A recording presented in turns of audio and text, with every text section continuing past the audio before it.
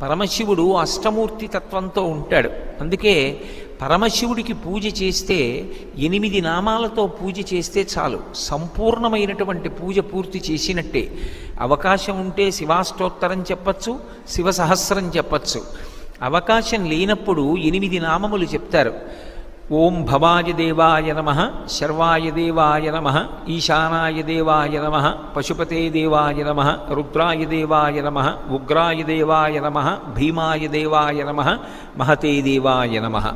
అమ్మవారికి కూడా ఇక వేరు నామాలు చెప్పరు. భవస్య దేవస్య పత్నీ నమః, శర్వస్య దేవస్య పత్నీ నమః, ఈశానస్య దేవస్య పత్నీ నమః, పశుపతే దేవస్య పత్నీ నమః అని ఈ 8 నామాలకి మళ్ళీ పత్నీ నమః అని కలుపుతారు. ఈ 8 నామాలతోటి తెల్లటి బియ్యాన్ని నీటితో తడిపి ఒక్కొక్క గింజ వేస్తే చాలు, శివార్చన పరిపూర్తి అయిపోయినట్టే.